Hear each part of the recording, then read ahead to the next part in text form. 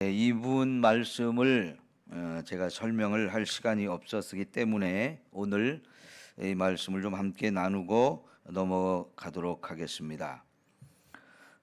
지금 우리가 본 말씀은 횃불 언약을 체결하는 그 과정을 보고 있는 거거든요. 여러분, 우리가 이제 9절부터 하나님이 횃불 언약을 맺기 위해서 소와 양과 염소, 또 집비둘기, 산비둘기 이런 것들을 잡아서 둘로 쪼개서 벌려놓으라는 말씀을 하나님이 하셨거든요. 아브라함이 말씀대로 이렇게 순종해서 짐승을 잡아서 쪼개놓고 지금 기다리고 있어요. 그런데 저녁이 돼서 깜깜해도 하나님이 전혀 아무런 응답이 없는 거죠. 그러다가 깜빡 이제 잠이 든 거예요. 근데 졸려서 잠이 든 건지 아니면 하나님이 잠을 자게 하신 건지는 잘 모르겠습니다만은 그러던 가운데에서 하나님이 이제 아브라함에게 주신 말씀이 여기 13절부터 나옵니다. 그런데 여기 13절부터 나오는 말씀이 아주 중요한 얘기를 하시는데요. 지금까지는 계속 자손을 준다, 땅을 준다는 얘기만 하시는 거예요. 그리고 그걸 자꾸 언약을 자꾸 하나님이 와서 맺어주시고 언약을 또 맺고 또 맺고 여러 번 이런 과정이 반복되어지거든요. 그러다가 13절부터 주어지는 이야기는 처음으로 하는 얘기예요. 처음으로. 뭔 얘기입니까? 내 자손이 이방에서 객이되어 그들을 섬기겠고 그들은 400년 동안 내 자손을 괴롭히리니 그들이 섬기는 나라를 내가 징벌할지며 그 후에 내 자손이 큰 재물을 이끌고 나오리라 그랬어요. 요거는 이제 출애굽 과정을 말하는 건데 이 출애굽에 관한 이야기를 하나님이 여기서 처음으로 말씀을 하시죠. 이런 걸 가리켜서 여러분 점진적 계시라고 표현합니다.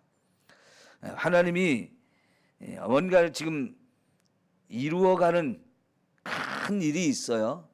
그걸 하나님이 가르쳐 주는데 처음부터 모든 걸 다 가르쳐 주시는 것이 아니고 이제 일이 진행되어져 가는 과정 속에서 조금씩 더 점점 더 많이 가르쳐 주시는 거 점진적이다. 점점 더 많아지고 점점 더 확실해지고 점점 더 커지고 이런 것들. 하나님이 하나님의 계획과 뜻을 인간에게 가르쳐 주실 때 처음에는 아주 작은 것 가르쳐 주시고 그것이 시간이 지나면서 조금 더 이렇게 시간이 지나면서 점점 더 많아지고 더 밝아지고 더 확실해지게 이렇게 계시를 주시는 거예요. 창세기와 성경의 모든 하나님이 약속한 것들이 대부분 그런 식으로 표현이 됩니다. 그래서 성경은 하나님이 우리에게 어떤 계시를 주면서 점진적으로 계시를 한다 하는 것을 우리가 꼭 이해를 하시는 게 앞으로도 성경을 우리가 알아가는데 도움이 되어집니다. 자, 그러면 여기서 내 자손이 이방의 객이 되고 거기서 그들을 섬기다가 400년 동안 막 괴롭힘을 당한다. 이런 이야기를 우리가 이제 이해하는 데 있어서 나중에 이 창세기의 뒷부분에서 요셉이 애굽으로 팔려가는 이유를 이제 여기서 깨닫게 되는 거예요. 어느 날 갑자기 요셉이 형제들에 의해서 팔려가지고 애굽으로 끌려가서 거기 애굽에서 노예로 팔리죠. 그래서 요셉이라는 사람이 갑자기 애굽으로 이렇게 팔려가가지고 종살이를 하게 되는 이런 이야기가 나와요. 그런데 이것이 그냥 되어진 게 아니고 하나님의 계획 속에서 되어진 일이다 하는 거지요. 요셉은 너무나 황당한 얘기했어요. 자기한테 이런 일이 있으라고는 상상도 못했던 일이죠.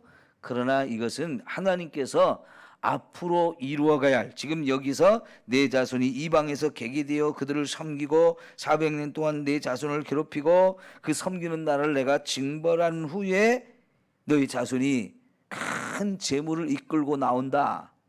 지금 하나님이 계획한 이 일을 이루어 가기 위해서 하나님이 요셉이라는 사람을 애굽으로 종이 되어 팔려가게 하시는 거예요. 이거는 결국 이제 출애굽의 이야기를 우리에게 이제 설명해 주는 건데, 여러분, 하나님이 아브라함과 그의 후손들을 번성시키고 그들에게 이 땅을 주겠다고 그러는데 왜 이런 사건을 꼭 만들어야 될까요? 왜 그들이 저 애굽에 종사를 했다가 거기서 건져가지고 여기 가나안 땅에 들어와서 그때서야 비로소 이 땅을 차지하게 되느냐 말이에요. 여러분, 이 가나안 땅은 구원받은 사람이 들어가는 땅이 되어지는 거예요. 그냥 주는 게 아니고 아무나 거기서 살게 하는 게 아니고 하나님에 의해서 구원받은 사람만 들어가서 살 수 있는 땅. 다시 말하면 이 가나안 땅은 천국을 상징하는 곳이란 말이죠. 저와 여러분이 지금 예수를 믿고 구원받아서 이 땅의 삶이 다 마치게 되면 들어갈 천국, 하나님 나라, 그곳을 상징하는 곳이 가나안 땅이에요. 그러니까 이 가나안 땅을 아무나 들어가서 아브라함의 후손이라고 다 들어가서 사는 게 아니고 하나님에 의해서 구원받은 백성만 들어가서 살 수 있다는 거지요. 그래서 여러분, 이스라엘 백성을 굳이 하나님께서 애굽으로 내려보내 가지고 거기서 종살이를 하게 만드는 거예요. 근데 그 애굽에 내려가서 종살이하는 것도 상징적인 거예요. 저와 여러분이 구원받기 전엔 죄 가운데서 막 마귀의 종노릇하지요. 그 죄를 해결받지 않으면 결국은 우린 다 지옥에 멸망받을 인생이거든요. 그런 우리를 구원하기 위해서 하나님의 아들이 이 땅에 와서 우리를 대신해서 우리의 죄를 다 짊어지고 십자가에서 죽어주셨어요. 그 예수님을 믿음으로 우리가 구원을 받듯이 이스라엘 백성들을 애굽으로 내려가게 만들어요. 요셉을 먼저 보내고 그리고 야곱이 뒤따라서 가족 전체를 이끌고 애굽에 가서 삽니다. 요셉이 거기서 애굽에서 처음에는 종살이였지만은 나중에는 거기서 자유를 얻고 애굽의 총리가 되어서 대단한 일을 하게 되니까 이 야곱의 가족 전체가 70명이 갔는데도 대접을 받으면서 편안한 삶을 살죠. 그러다가 갑자기 하나님이 애굽의 정권을 바꿔버렸어요. 나라가 새롭게 세워진 거예요. 신라라고 하는 나라가 망하고 고려라고 하는 새로운 나라가 세워지듯이, 아니면 고려라는 나라가 망하고 조선이라는 새로운 나라가 세워지듯이, 여러분, 애굽의 이 나라가 요셉이 총리하던 그 나라가 완전히 바뀌어서 새로운 왕권이 들어선 거예요. 그래서 애굽의 역사를 보면 이때 무슨 일이 있었냐면, 저 북쪽 터키 지역에 살고 있던 민족들이 애굽으로 내려와 가지고 애굽을 정복해서 자기 나라로 만들어버린 거예요. 그게 전혀 다른 민족이 와서 애굽을 다스리게 되니까 이 요셉에 대한 걸 아무것도 아는 게 없어요. 그런데 이 요셉의 그 가족들, 그 민족, 유대인들이라는 민족이 숫자도 많고 힘도 세고 막 자식들을 많이 나가지고 번성하거든요, 왕성하게. 그러니까 새로운 나라를 세운 사람들 입장에서 보면, 야, 이놈들 특이한 놈들이다. 에? 눈에 팍 띄는 거였어요. 그러니까 다른 나라하고 우리가 전쟁을 할 때 요놈들하고 결탁을 하면 안과 박에서 적이 생겨가지고 우리가 망할 수도 있으니까 얘네들을 어쨌든 간에 힘을 빼놔야 되겠다. 그래서 하루아침에 노예로 삼은 거예요. 다 노예로 만들어버린 거예요. 근데 그 노예 생활을 400년 동안 하다 보니까 이게 보통 어려운 게 아니잖아요. 너무너무 힘들잖아요. 그러니까 이제 그 노예 생활하던 사람들이 뭘 합니까? 우리 조상의 하나님, 아브라함의 하나님, 제발 우리 좀 살려주세요. 우리 좀 여기서 꺼내주세요 하면서 저 가나안 땅을 하나님이 아브라함에게 약속했던 걸 기억하면서 우리 거기 들어가서 살게 해주세요 막 부르짖게 되는 거죠. 그때 하나님께서 모세를 보내서 그들을 끄집어내는데, 그들이 탈출하기 전날 밤 하나님이 뭘 경험하게 하셨어요? 유월절 사건. 유월절 사건을 경험하게 하는데, 그 유월절 사건은 애굽에 하나님이 10번째 재앙이 장자들을 다 죽이는 거였거든요. 그러니까 그 애굽에 살고 있으니까 유대인들도 장자들이 다 죽어야 될 상황이거든요. 장자를 죽인다는 것은 그 가족의 모든 사람을 대표하는 거기 때문에 장자가 죽는다는 건 모든 사람이 다 죽는 걸 말해요. 그런데 하나님이 거기서 이스라엘 백성들을 살리는 방법을 가르쳐 주죠. 죽어야 될 장자를 대신해서 누구를 죽이라고 그랬어요? 어린 양을 죽이라고 그랬잖아요. 그 어린 양이 바로 예수님을 상징하는 거였잖아요. 이 어린 양이 장자를 대신해서 죽어줌으로 인해서 장자는 살리고 어린 양은 죽는 거예요. 그 사건을 경험하고 나서 애굽을 탈출해 가지고 가나안 땅에 들어가는데, 그게 바로 저와 여러분의 구원이 그런 방식으로 이루어진다는 걸 보여주는 상징적인 사건이었는데요. 한편으로는 1차적으로는 유대인들도 반드시 그렇게 죄를 다 씻음 받아야 구원받을 수 있다는 것. 어린 양이 자기들을 대신해서 죽어줘야만 죄로 인해서 죽을 수밖에 없는 모든 사람이 살아나는 거예요. 그래서 그렇게 구원받은 사람을 하나님이 끌고 나와서 가나안 땅에 들어가서 구원받은 하나님의 백성들이 사는 곳이 되게 만드는 거지요. 그래서 하나님은 지금 이 가나안 땅을 아브라함과 그의 후손에게 주시기는 하지만 그냥 주는 게 아니고 구원을 경험하고 나서 이 땅에 들어와서 살게 하는 거예요. 왜요? 이스라엘 백성들도 구원이 필요한 사람들이에요. 하나님이 아브라함을 불러내서 선택해가지고 구원을 시켜줬습니다. 분명히 그건 맞아요. 근데 이제 그의 후손으로 태어나는 사람들은 우리가 아브라함의 후손이기 때문에 하나님께 선택받은 민족이라는 거, 그걸 늘 강조했어요. 그걸 굉장히 자부심으로 생각했고요. 그런데 여러분, 아브라함의 후손으로 태어났다고 해서 그게 구원받은 건 아니라는 거죠. 아브라함의 후손으로 태어난 사람들조차도 반드시 구원을 받아야 되는 거예요. 죄 사함을 받아야 되는 거예요. 그걸 경험하게 해준 사건이 출애굽 사건이고, 실제로 그들이 이렇게 구원이라는 걸 경험하기 위해서 유월절 사건을 경험했고요. 그걸 한 번만 경험하고 나니까 이게 불분명하거든요. 그래서 다시 한번 홍해바다를 건너는 사건을 경험하게 하심으로 인해서 구원을 확실하게 경험하게 해주신 거예요. 여러분, 홍해바다 사건을 왜 건너야 됐을까요? 그 홍해바다를 건너지 않으면 다 죽었어요. 그런데 하나님이 홍해바다 가운데 길을 탁 내가지고 그 강 바닥으로, 바다 밑으로 통과를 하게 해주셨죠. 그런데 뒤따라오던 애굽의 왕과 그 병사들은 다 어떻게 됐어요? 다 전멸당했어요. 그걸 통해서 이스라엘 백성들 홍해바다 가운데를 지나간 사람들이 되게 한 거예요. 이것을 가리켜서 나중에 신약에서 고린도전서에서 세례를 받은 사건이다라고 얘기를 해요. 이스라엘 백성들이 출애굽을 하면서 세례를 받게 했다는 거죠. 세례는 뭡니까? 죽었다가 다시 살아나는 사건. 죽었다가 다시 살아나는 사건이에요. 두 번에 걸쳐서 유월절 사건과 홍해바다를 건너는 이 사건을 통해서 구원을 확실하게 경험하게 하고, 그리고 나서 가나안 땅에 들어와서 살게 해주시는 거지요. 그런데 여러분, 더 놀라운 것은 이 이스라엘 백성들을 그렇게 구원하는 그것을 경험하게 하셨는데, 사실은 그게 이스라엘 백성만 구원하려고 한 게 아니고 그 방식으로 이 세상의 모든 인류를 하나님이 구원하시겠다는 거예요.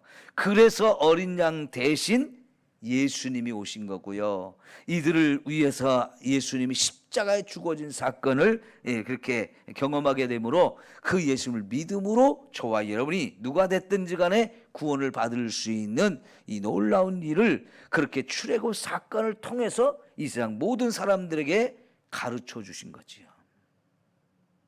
그러니까 지금 여기 하나님께서 횃불 언약을 세우면서 가르쳐 주신 얘기는요, 어마어마한 사건인데 이것이 앞으로 역사 가운데서 하나님이 이루실 가장 중요한 얘기라는 거죠. 그러잖아요. 이게 성경의 핵심적인 얘기잖아요. 가장 핵심적인 얘기. 이 가장 핵심적인 얘기,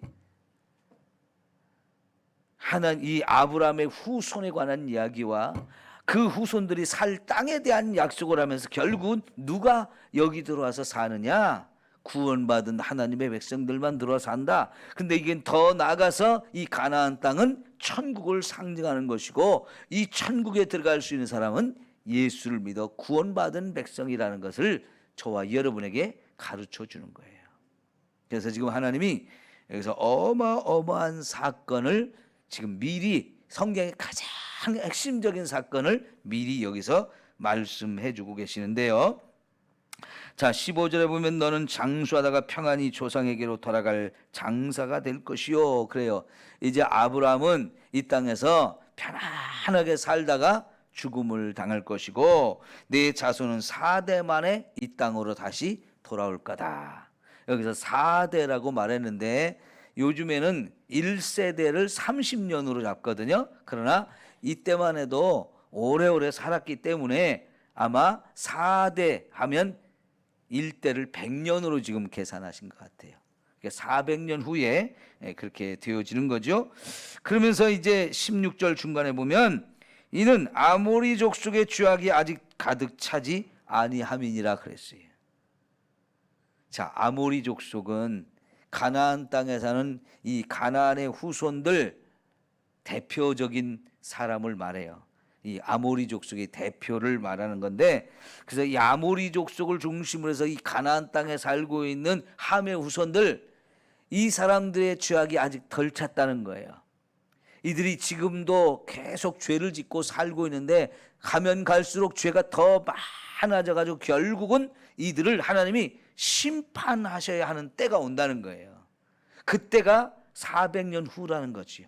그럼 그때 이제 하나님이 백성들을 끌고 와서 이 땅을 차지하게 한다는 거지요. 자, 거기까지 이제 얘기가 나오고, 그 다음에 18절부터 21절까지는 이 가나안 땅에 대해서 확실하게 이제 경계를 분명하게 주는 말씀이에요. 이것도 점진적인 계시라고 말할 수 있어요. 지금까지 가나안 땅 주신다, 가나안 땅 주신다 계속 했었는데 그 가나안 땅의 경계가 어디서부터 어디까지인지 한 번도 얘기한 적이 없거든요. 여기서 처음으로 이 가나안 땅의 경계를 확실하게 말씀해 주는데 18절 볼까요? 그날에 여호와께서 아브라함에게 더불어 언약을 세워 이르시되 내가 이 땅을 애굽 강에서부터 그 큰 강 유브라데까지 내 자손에게 주노니. 애굽의 나일강 거기서부터 유브라데스 강이 있는 데까지 전체를 다 주겠다는 거예요. 이게요 어마어마하게 넓은 땅입니다. 지금 우리가 알고 있는 이 가나안 땅, 그거는 하나님이 약속한 것의 지극히 작은 일부예요. 지금은 우리나라의 강원도만밖에 안 해요. 사실은 여기서 하나님이 애굽 강에서부터 그 큰 강 유브라데까지 준다고 했던 것은 다윗 왕 시대 그리고 솔로몬 시대에 이만큼 차지했어요. 다윗과 솔로몬 시대에 이것이 확실하게 이루어져서 이 정도 전체를 이 유대인에게 하나님이 주신 땅을 이때 처음으로 확보했다가, 그러나 또 다윗 왕 지나서 솔로몬 왕 이후에 또 점점 뺏기고 해서 조그맣게 줄어들죠. 그런데 원래 하나님이 주시려고 했던 이 땅의 규모는 바로 이만큼이에요. 자, 그러면서 거기에 이제 지금 현재 살고 있는 족속들이 누구인지 겐 족속, 그니스 족속, 간문 족속 쭉 이렇게 나오는데요. 다른 사람들은 이제 빼고 여기 겐 족속과 그니스 족속만 잠깐 언급하고 끝내려고 그러는데, 겐 족속, 그럼 여러분 떠오르는 거 없습니까? 겐 족속이 누구를 말하는지? 앞으로 이 사람들이 계속 나옵니다. 누구냐면 모세 장인, 모세 장인의 그 족속이 바로 겐 족속이에요. 미디안 족속이라고도 나오고 하는데 이게 확실하게 원래 말은 겐 족속은 바로 모세 장인들이 속한, 장인이 속한 그 족속이 겐 족속인데요. 이 가나안 땅의 그 어느 부분에 이렇게 살고 있었던 사람들이거든요. 그 다음에 그니스 족속이 나오는데, 그니스 족속 하면 여러분 또 누구 떠오르는 사람 없을까요? 예, 갈렙입니다. 갈렙. 출애굽기 이후에 갈렙이라는 사람이 굉장히 중요한 인물로 등장하잖아요. 그 갈렙은 원래 유대인이 아니고 그니스 족속, 가나안 땅에 살고 있었던 그니스 족속에 속했던 사람인데 유대인으로 들어와서 귀화를 한 거예요. 그런데 귀화한 사람이지만 굉장히 큰 믿음을 가진 사람이고, 나중에 가나안 땅에 들어갔을 때 80이 넘었는데도 헤브론 지역을, 이거 산지 지역이고 거기 거인 족속이 살고 있어서 유대인들이 거기를 점령을 못했는데, 내가 가서 하겠습니다, 이 땅을 내게 주십시오. 진짜 가가지고 80이 넘은 사람이 거인들을 때려 죽이고 그걸 차지하죠.